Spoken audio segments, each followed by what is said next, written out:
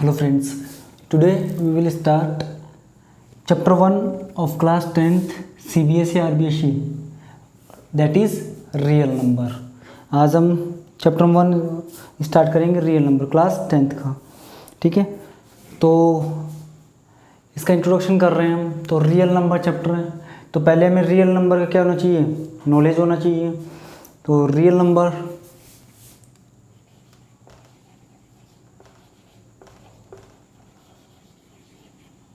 there are two types of real number. First one, rational number.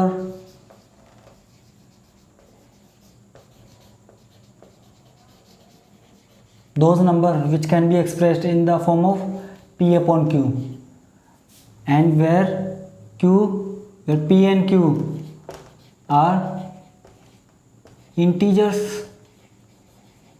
and q not equal to 0. Those number which can be expressed in the form of p upon q are said to be rational number. Second one, irrational number.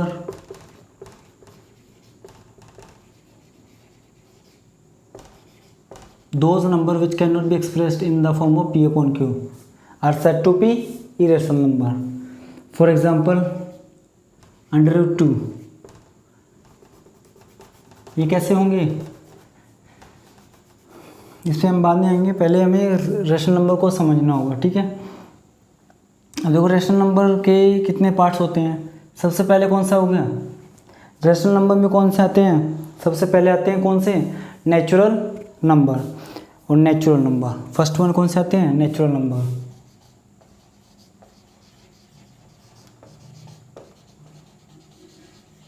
Natural number को हम counting number भी बोलते हैं, क्योंकि counting कहाँ से start होती है, 1 से, फ्रॉम 1। इनको हम काउंटिंग नंबर्स भी बोलते हैं। ठीक है, नेचुरल नंबर कहाँ से कहाँ तक होते हैं, from 1 to infinite, 1 2 3 dot dot dot. और इन्फाइनाइट शो करना है आपको तो कितनी डॉट आनी चाहिए, 3 ही डॉट आनी चाहिए।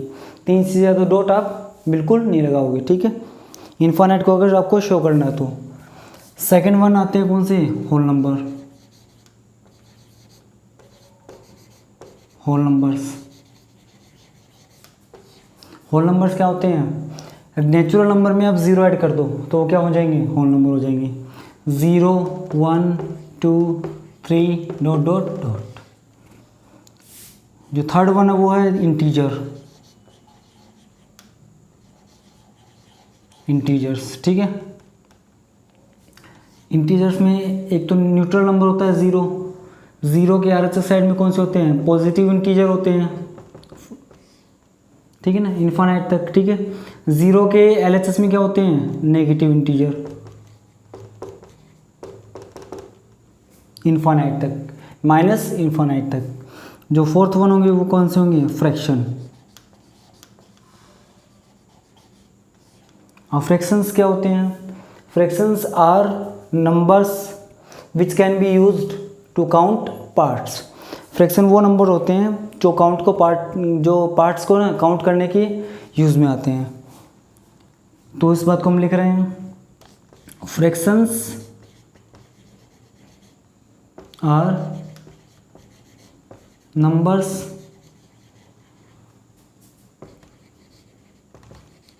which is used to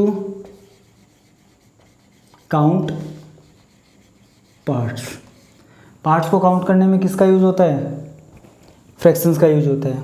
अब जो फ्रैक्शंस हो वो कितनी टाइप्स की होती है, 2 टाइप्स। फ्रैक्शन है ना, वो 2 तरीके से हो सकती है। फर्स्ट वन कैसे होगी, देखो फर्स्ट वन होगी terminating decimal fraction. Terminating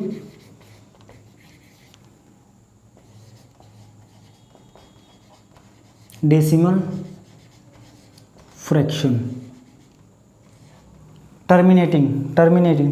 terminate का मतलब होता है रुक जाना। ठीक है ना, जैसे फॉर एग्जांपल 1/2 है, ये क्या होगा 0.5 होगा। तो पॉइंट के बाद में क्या हो रहा है, देखो जो डिवीज़न प्रोसेस है वो स्टॉप हो रही है, ठीक है। जैसे 1/4 है तो क्या हो जाएगा ये 0.25। तो डेसिमल के बाद में 2 डिजिट के बाद में क्या हो रहा है, डिवीजन टर्मिनेट हो रहा है, तो ये क्या होगा, terminating decimal fraction. For example 1/2 तो 0.5 आ जाएगा, ये 1/4 हो गया, ठीक है, और 3/2 हो गया, एक्सेट्रा। 3/2 करोगे तो कितना आएगा, 1.5।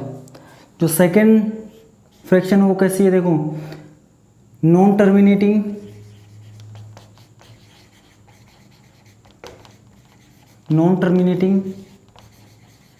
But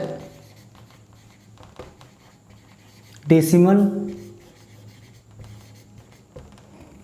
but repeating, non terminating but repeating,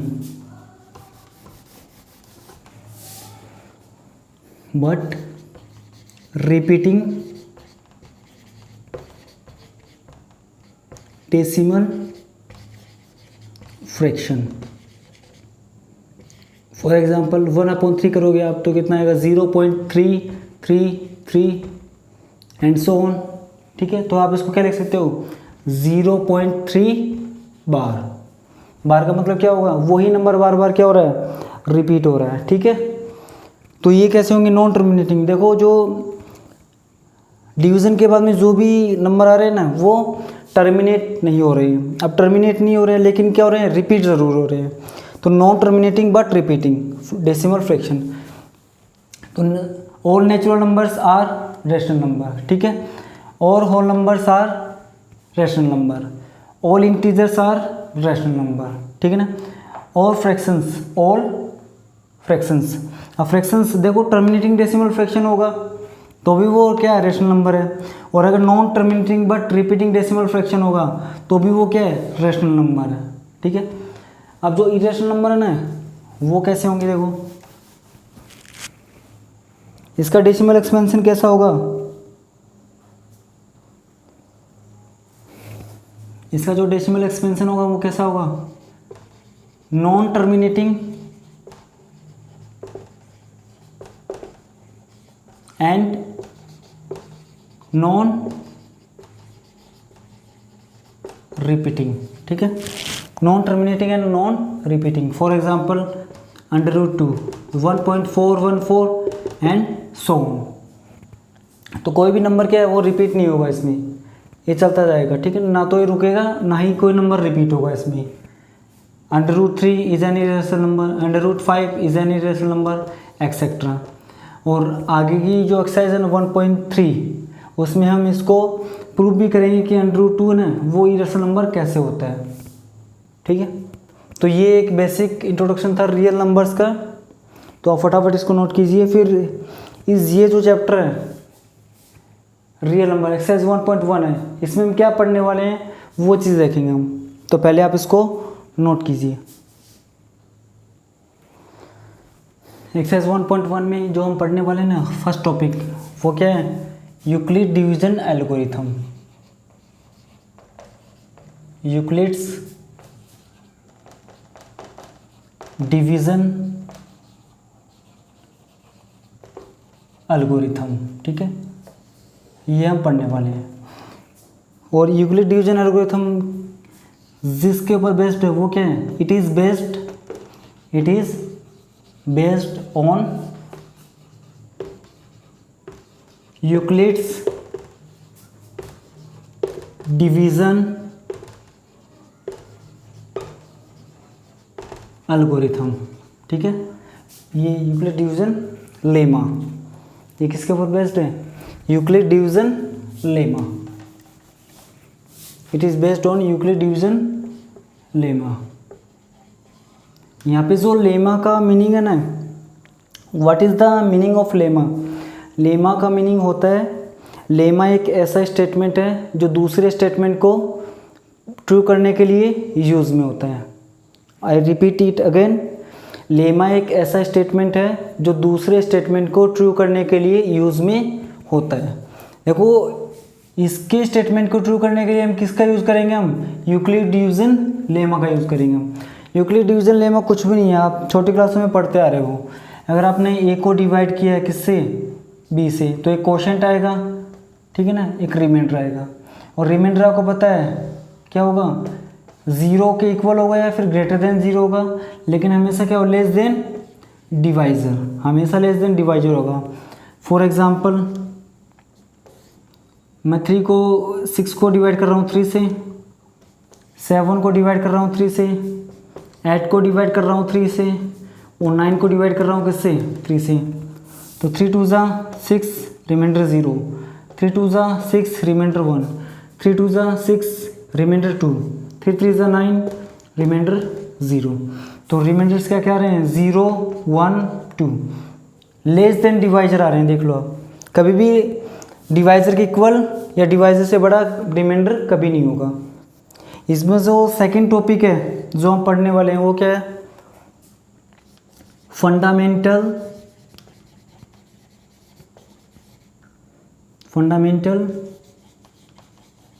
theorem of arithmetic. जो नेक्स्ट टॉपिक पढ़ने वाले हैं ना वो ये है, फंडामेंटल थ्योरम ऑफ अरिथमेटिक। और ये कंसेप्ट है वो भी आपकी छोटी क्लासों में ना बहुत बार पढ़ा हुआ है, बस उसका नाम चेंज करके यहाँ पे ये लिख दिए, फंडामेंटल थ्योरम ऑफ अरिथमेटिक। तो फटाफट इसको नोट कीजिए। देखो यूक्लिड डिवीजन एल्गोरिथम, इसकी क्या क्या किस में यूज़ होगा ये यूक्लिड डिवीजन एल्गोरिथम। तो फर्स्ट क्या होगा, it is technique,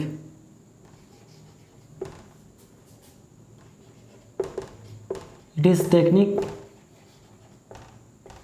which is used to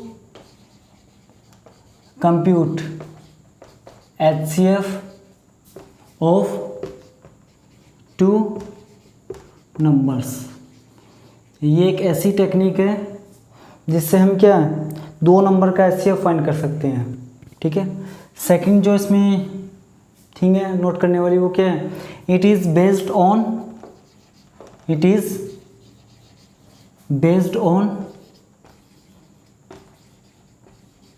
Euclid's division lemma. ये किसके ऊपर बेस्ड है, यूक्लिड डिवीजन लेमा।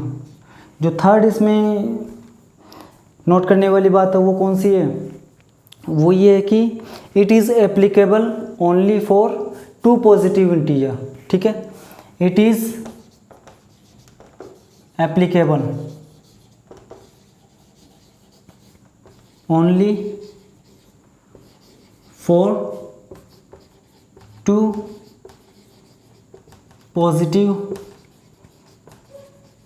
इंटीजर। ये जो टेक्निक है ना यूक्लिड डिवीजन एल्गोरिथम, ये किसके लिए एप्लीकेबल है, सिर्फ दो पॉजिटिव इंटीजर के लिए एप्लीकेबल है ये, ठीक है। अब देखो हमें स्टेटमेंट लिखना हो, ये किसके ऊपर बेस्ड है, यूक्लिड डिवीजन लेमा। तो हम यूक्लिड डिवीजन लेमा ना इसका स्टेटमेंट लिख रहे हैं, यूक्लिड डिवीजन लेमा। इसका स्टेटमेंट क्या देखो, when a number a is divided by b to obtain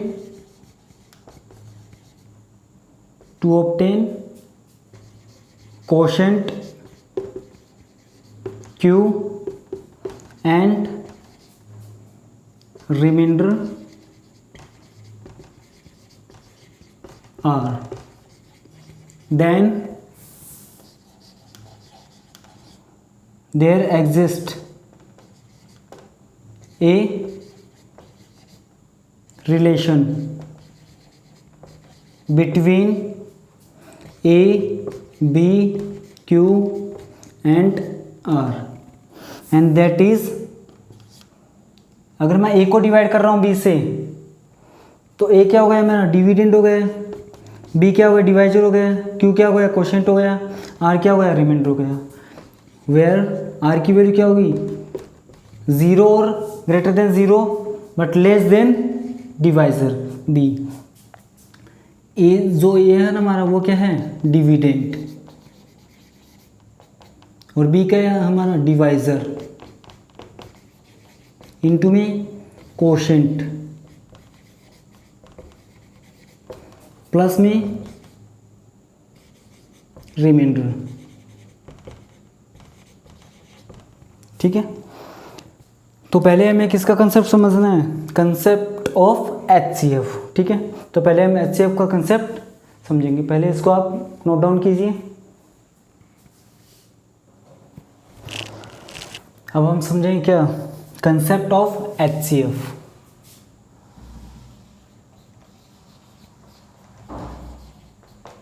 हमने छोटी क्लासों में किया है HCF, हाईएस्ट कॉमन फैक्टर। ठीक है, तो मैं 2 नंबर ले रहा हूँ, एक तो 18 और एक 24। तो पहले मैं देख रहा हूँ फैक्टर्स ऑफ 18। अब फैक्टर की डेफिनेशन क्या है, आप सभी को आनी चाहिए।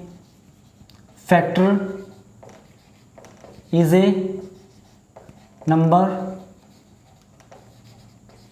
विच can divide the given number. Factor एक ऐसा नंबर है जो गिवन नंबर को डिवाइड कर देगा। अब 18 के फैक्टर क्या क्या देखो, 1 can divide 18, 2 can divide 18, 3 can divide 18, 4 can not divide 18, 5 can not divide 18, 6 can divide 18, 9 can divide 18। ठीक है, and 18 can divide 18। And what is the factors of 24? 1 can divide 24, 2 can divide 24, 3 can divide 24, 6 can divide 24, 8 can divide 24, 12 can divide 24 and 24 can divide 24। ठीक है, then यहाँ पे अगर हम check करें common factor क्या क्या आ रहे हैं, कॉमन फैक्टर्स 1, 2, 3, 6। अब इसमें भी हाईएस्ट कॉमन फैक्टर कौन सा है, highest of common factors. Highest of common factors इसमें कौन सा है, देखो 1 भी फैक्टर है, 2 भी है, 3 भी है, 6 भी है, लेकिन हाईएस्ट कौन सा है यहाँ पे, 6। तो हाईएस्ट कॉमन फैक्टर कौन सा होगा इसका, 6 हो गया। सो HCF ऑफ 18 एंड 24 कितना आ रहा है, 6 आ रहा है। तो ये जो 6 है ना, ये व्हाट इज 6, ये जो 6 है यहाँ पे क्या है, 6 is the highest possible number, 6 is the highest possible number which can divide 18 as well as 24। 6 एक ऐसा हाईएस्ट पॉसिबल फैक्टर है जो 18 और 24 दोनों को डिवाइड कर सकते हैं। हाईएस्ट पॉसिबल, 6 से बड़ा ऐसा कोई भी नंबर नहीं है जो 18 को डिवाइड कर दे और 24 को भी क्या कर दे, डिवाइड कर दे। तो ये तो सिंपल कंसेप्ट था HCF। अब हम 18 और 24 का HCF फाइंड करेंगे किससे, यूजिंग यूक्लिड डिवीजन एल्गोरिथम। तो एक एग्जांपल करते हैं, determining the HCF of determining the HCF of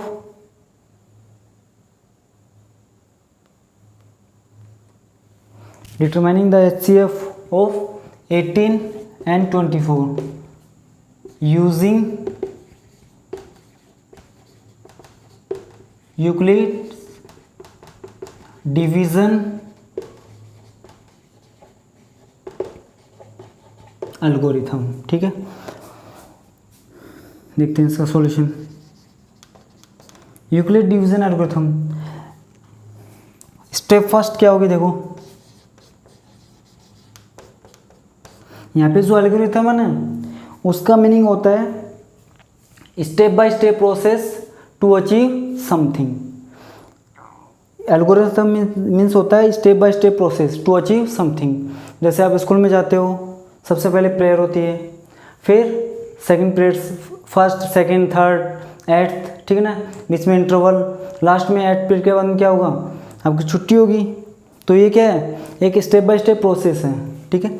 तो एल्गोरिथम मतलब क्या होता है, step by step process to achieve something. Step first में क्या होगा, डिवाइड 24 बाई 18। तो फर्स्ट स्टेप में क्या होगा, जो भी बड़ा नंबर होगा ना उसको हम डिवाइड करेंगे छोटे नंबर से। यहाँ में हम देख सकते हैं सिंस 24 इज ग्रेटर देन 18, ठीक है। तो आपको 24 को डिवाइड करना है किससे, 18 से, 1 टाइम जाएगा, रिमाइंडर आ गया 6, ठीक है। तो dividend divisor into quotient plus में रिमाइंडर। अब देखो ये किसका स्टेटमेंट है, यूक्लिड डिवीजन लेमा। अब इसका यूज़ हम कर रहे हैं इस स्टेटमेंट को प्रूव करने के लिए, इसके स्टेटमेंट को। अब इसका स्टेटमेंट क्या है कि इन दोनों का एचसीएफ इससे फाइंड होगा, लेकिन इसको हम कौन से दूसरे स्टेटमेंट से ट्रू कर रहे हैं, यूक्लिड डिवीजन लेमा। अब देखो ये जो स्टेप है इसमें जो रिमाइंडर आ रहा है वो क्या आ रहा है, नॉन जीरो आ रहा है। Since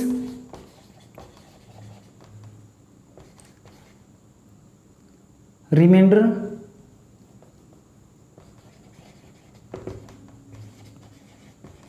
is non zero, remainder non zero आता है। स्टेप सेकंड, स्टेप सेकंड में क्या होगा, स्टेप सेकंड में आप जो भी डिवाइजर है, ठीक है, डिवाइड 18, जो भी डिवाइजर है उसको आप डिवाइड करोगे रिमाइंडर से। डिवाइड 18 बाई 6, इसका मतलब क्या है, डिवाइजर है ना, आपको उसको डिवाइड करना है किससे, रिमाइंडर से। बस ये चीज़ ध्यान रखना। जो फर्स्ट स्टेप के बाद में जितनी भी स्टेप आएगी ना, जहाँ पर भी रिमाइंडर नॉन जीरो है तो उसमें बस आपको यही करना है, जो भी ऊपर वाले स्टेप में डिवाइजर है उसको डिवाइड कर दो किससे, रिमाइंडर से, ठीक है। तो 18 को अगर मैं डिवाइड करूँगा किससे, 6 से, तो 6 3 18, रिमाइंडर 0। तो देखो 18 6 इंटू क्वोशिएंट प्लस में रिमाइंडर, ठीक है। Since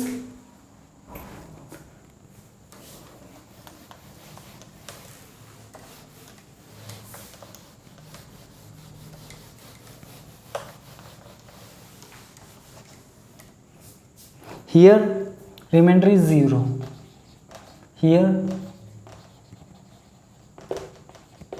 remainder is 0, and according to Euclid's division algorithm, if remainder is 0 in any step, if remainder is 0 in any step, then divisor of that step will be equal to HCF। वो क्या होगा, HCF होगा। सो यहाँ पे बताओ आप क्या हो जाएगा, HCF ऑफ 18 एंड 24 क्या हो जाएगा।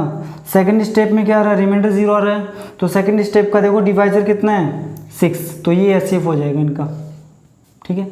और हमने जो कॉमन फैक्टर उनसे देखा था तो उससे भी HCF कितना आया था, 6 आया था, ठीक है।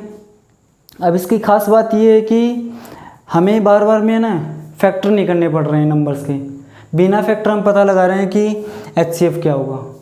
This is the importance of Euclid division algorithm. आपको बार बार है ना हर एक नंबर के फैक्टर नहीं लिखने पड़ेंगे, आप बिना फैक्टर भी बता सकते हो कि 2 नंबर का HCF क्या होगा। तो this is the introduction class of chapter 1 real number exercise 1.1। ठीक है, अब जो नेक्स्ट क्लास होगी उसमें हम इसके एग्जांपल्स करेंगे।